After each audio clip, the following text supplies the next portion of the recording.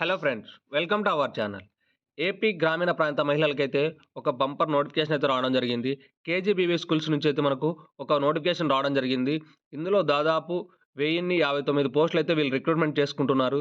ఇది కంప్లీట్‌గా మహిళలకు సంబంధించిన జాబ్సు. ఓన్లీ ఈ జాబ్స్‌కైతే మహిళలే అప్లై చేయాలి.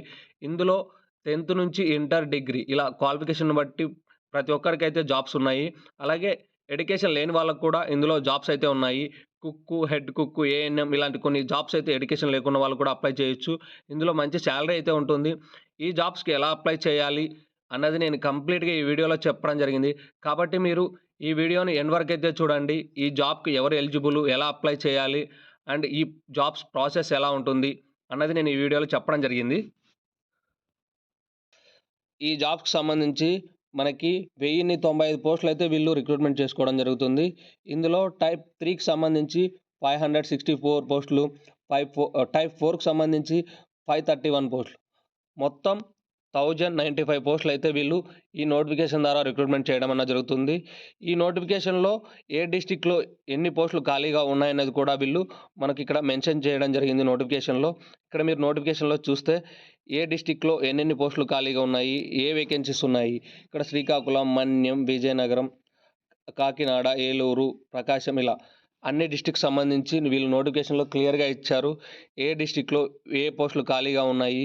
ఇవన్నీ డీటెయిల్స్ వీళ్ళు నోటిఫికేషన్‌లో క్లియర్‌గా ఇవ్వడం జరిగింది. కాబట్టి మీరు నోటిఫికేషన్ కంప్లీట్‌గా చదువుకొని మీరు జాబ్స్‌కైతే అప్లై చేయండి. నేను ఈ నోటిఫికేషన్‌ను కామెంట్ బాక్స్‌లో ఇక్కడ పిన్ చేసి పెడతాను. మీరు అక్కడి నుంచి ఈ నోటిఫికేషన్ డౌన్‌లోడ్ చేసుకొని, చదువుకొని ఈ జాబ్స్‌కైతే అప్లై చేయండి. ఈ జాబ్స్‌కు అప్లై చేయడానికి స్టార్టింగ్ డేట్ ఇచ్చారు మనకు నోటిఫికేషన్‌లో. అంటే ఈ రోజు నుంచి. థర్డ్ నుంచయితే ఈ మంత్ 11 వరకు 11/1/2026 జనవరి 11 వరకైతే ఈ అప్లికేషన్ స్వీకరిస్తారని మనకు నోటిఫికేషన్‌లో మెన్షన్ చేయడం జరిగింది. సో, ఈ డేట్ లోపు మీరైతే అప్లై చేయండి. ఎక్కడ ఈ అప్లికేషన్స్ అనేది మనం సబ్మిట్ చేయాలంటే ఇక్కడ అడిషనల్ ప్రాజెక్ట్ కోఆర్డినేటర్ ఆఫీసెస్ అని మనకు డిస్ట్రిక్ట్‌లో ఉంటాయి. సర్వశిక్ష సంబంధించిన ఆఫీసెస్ మీకు డిస్ట్రిక్ట్‌లో ఉంటాయి. అక్కడికెళ్తే వాళ్ళే మీకు ఆఫ్‌లైన్ ఫార్మ్ అన్నది ఇస్తారు. సో, మీరు ఆ ఆఫ్‌లైన్ ఫార్మ్ అన్నది ఫిల్ చేసేసి దానికి కావాల్సిన అంటే ఆ ఫార్మ్‌కు కావాల్సిన డాక్యుమెంట్స్ అన్ని అటాచ్ చేసేసి మీరు అక్కడే సబ్మిట్ చేయాల్సి ఉంటుంది.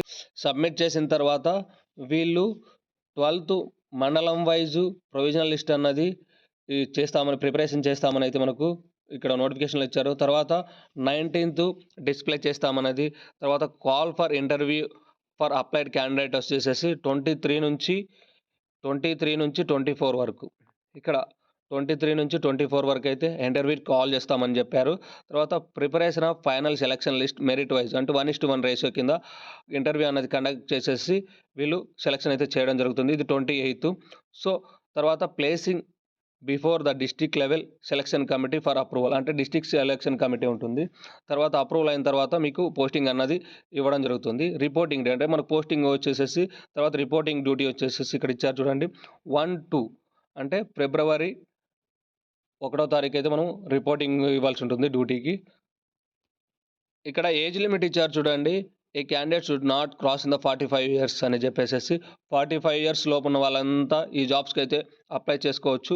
అలాగే ఎస్టీ, ఎస్సీ వాళ్ళకి కూడా ఏజ్ రిలాక్సేషన్ అనేది కల్పించడం జరిగింది.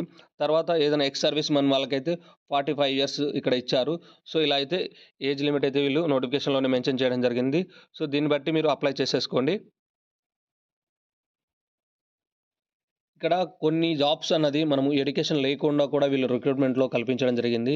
ఇవి education qualification are not mandatory for the post of head cook, assistant cook, sweeper, stranger, day night watchmen, చౌకీదార్, అటెండర్. ఇలా కొన్ని పోస్టులకైతే వీళ్ళు ఎడ్యుకేషన్ లేకున్నా అప్లై చేసుకోవచ్చు. సో, ఇది మీరు ఎవరైతే ఎడ్యుకేషన్ లేని వాళ్ళు ఉంటారో వాళ్ళు కూడా ఈ జాబ్స్‌కైతే అప్లై చేసుకోవచ్చు. తర్వాత వచ్చేసేసి కంప్యూటర్ ఇన్‌స్ట్రక్టర్ ఉంది గదా!